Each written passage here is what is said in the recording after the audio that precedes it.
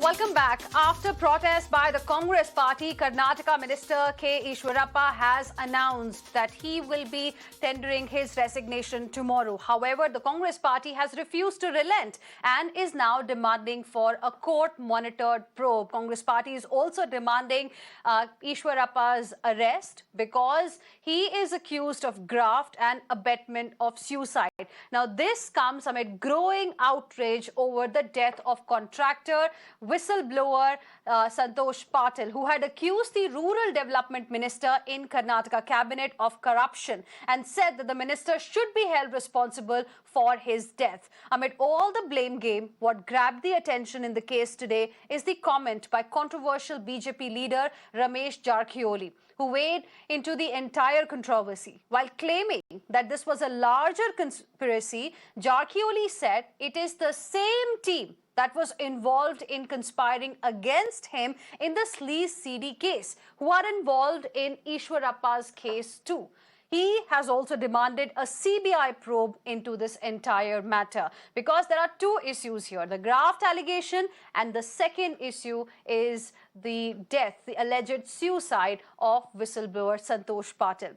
Now that Eshwarappa has offered to resign, should the probe be taken over by a central agency is the question. Before I begin my debate, let's listen in to what Mr. Eshwarappa had to say this evening.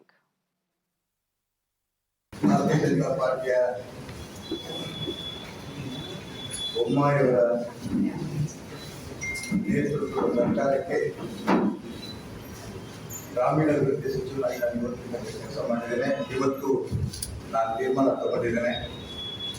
ನಾಳೆ ದಿನ ಮಂತ್ರಿ ಸ್ಥಾನಕ್ಕೆ ನಾನು ರಾಜೀನಾಮೆ ಕೊಡ್ತಾ ಇದ್ದೇನೆ. So we just heard KS Eshwarappa saying that he will be tendering his resignation tomorrow. Brijesh Kalappa, Congress spokesperson, is joining us on the broadcast this evening. We will be joined by Mohan, Vishwa spokesperson of BJP from Karnataka. Also joining us is Yashovardhan Azad, former IPS officer. Appreciate all of you for joining us here on Urban Debate on Mirror Now this evening. Brijesh Kalappa, I'll come to you in just a bit. Let me take the opening comments from Mr. Yashovardhan Azad, former IPS officer. Now we are seeing a dharna by the Congress party, and there is blame game, Mr. Azad, that's also taking place between the Congress and the BJP in Karnataka over graft allegations. Karnataka Congress using contractors to target the BJP. That's the claim that has been made by the BJP. How will you like to respond to the developments there now that the minister has now finally decided to resign? Well, the minister had to resign, as I had said on your channel, that the case will naturally be registered against him.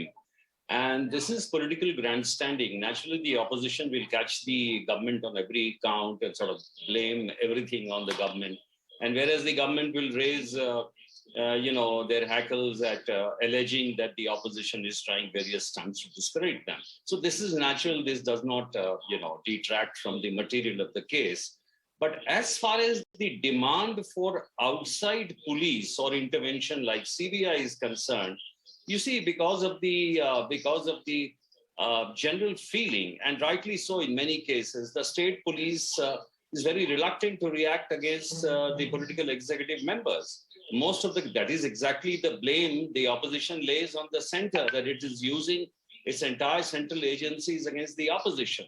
So that is why the opposition is alleging that with the state government being in power of the ruling party and the minister being investigated by the police, they don't have any faith. Now, even if it goes to the CBI, they might say that the CBI is also under the center, which is ruling BJP. But I think there is some merit in that. There has to be an impartial inquiry. So if it's a court-monitored thing, I mean, there's no harm. It should be done. But definitely, I think there is something, because in any state, if you ask the police to investigate against its own minister, there is a serious problem.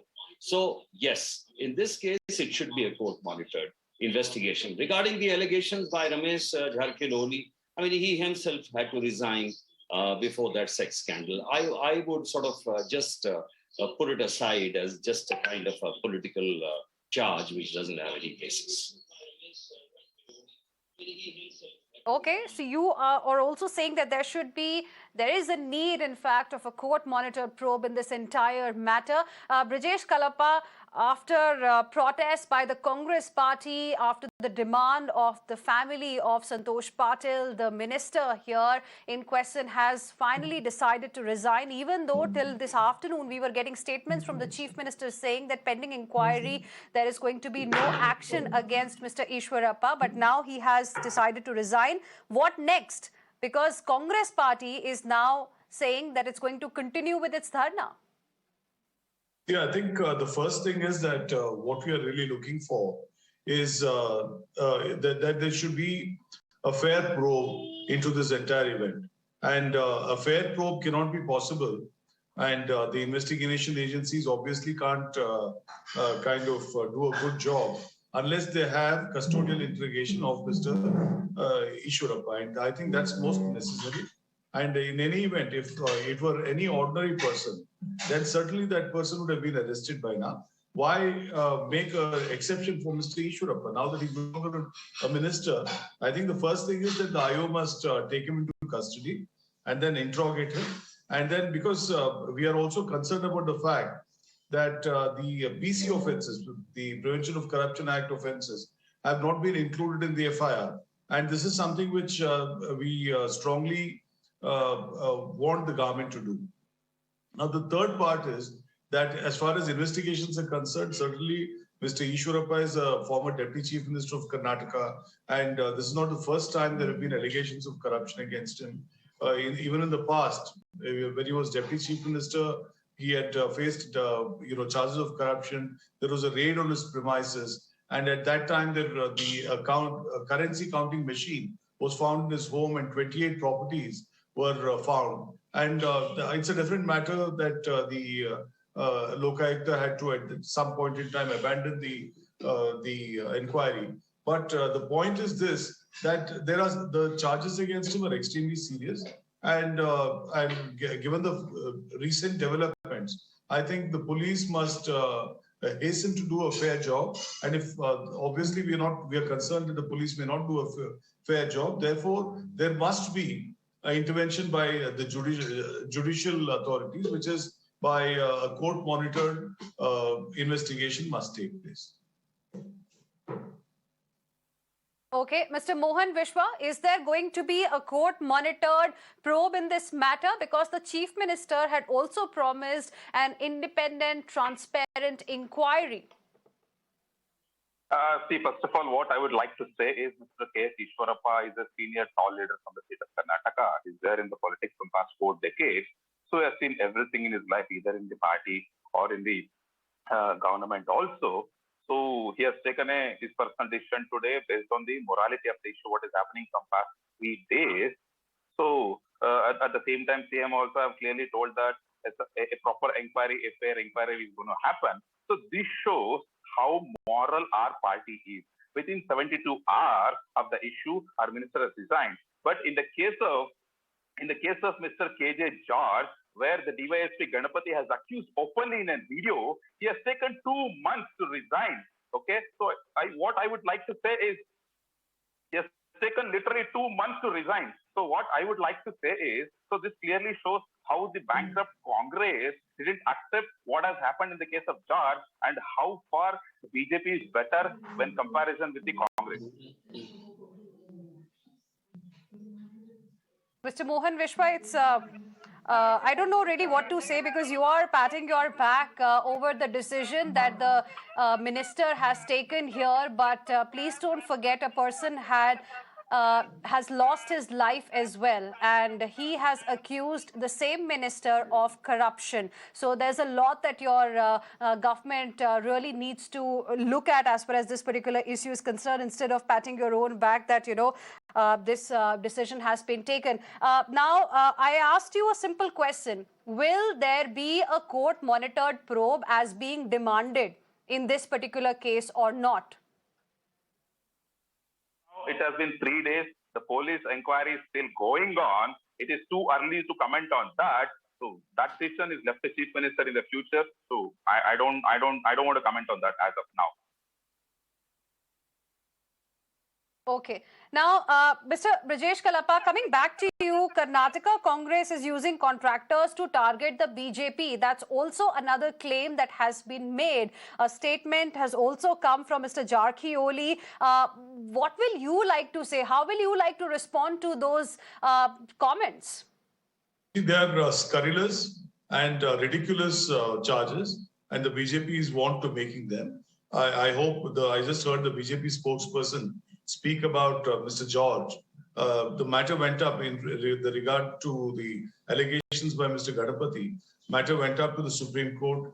In fact, the CBI also has filed a Bay report in the matter, and the Supreme Court has also cleared Mr. George of all charges. Therefore, now speaking of something which didn't exist at all is typical of the BJP. Now, insofar as the question that you are asking, which is that if in terms of Mr. Eshwarappa, I think first a court-monitored probe is most important, and second is that, like I told you, Mr. Eshwarappa this is not a first-time offender, and there have been charges against him previously. So I think, insofar as Mr. Eshwarappa is concerned, a court-monitored probe is the need of the hour. Okay. Mr. Azad, now, apart from what is happening in the state of Karnataka, the kind of politics that we are seeing, there is a very serious charge of corruption. And Mr. Santosh Patil, who is not with us anymore, who allegedly committed suicide, had raised the issue along with other contractors that the ministers ask for commission. What is going to be the right way to find out what the truth is? You know, Heena, it's so unfortunate that after the death, it's such a horrific death that the man dies, saying that he has not been paid and he has finished the work in 2019 and sends WhatsApp messages, writes letters to everyone. Yet, despite that, there is nothing forthcoming from the government as whether these things should be looked into, whether work orders are being issued or not, what is happening in the tendering process, are the contractors being paid on time, how many files have been held up for the payment of contractors? Should we make a uniform policy? Should we notify certain things? And so that there is transparency completely. In fact, the Congress is alleging corruption and wants that fellow to be arrested. It is not important to be arrested. It is important to catch up the threads of investigation. And there are so many threads here, whether it's an electronic print, whether it's the physical print. And I wish and I would request Mr. Kalappa to look into these details as a constructive opposition. What is exactly the problem of the contractors? In this case, was the work order issued? What is the trail of paper, etc.? And they should question, they should go through RTI, they should raise these issues. This is important for democracy. This is important for transparency. Karnataka in the last 2 decades I have seen has gone down. It was one of the most beautiful states and the most beautiful city. And actually the bane is corruption. And nobody can be spared. Somebody has to look into it very, very seriously. And I do hope the court-monitored investigation will bring out an exact proper evidence. And also both the opposition and the ruling party will come up to make this tendering process, to make this work of the contractors more transparent and also their payment. Will this happen, Mr. Mohan Vishwa? I'm asking you this question again because this is now the demand, because the corruption allegations are quite serious and people of Karnataka also want to know what is this 40% commission that was going on? Heena, you are making it as a bigger issue, okay? If somebody is coming in front of media and without having any basic solid evidence, just accusing a political party or accusing a particular minister doesn't amount to, taking issues to a different level altogether. It is already just 72 hours.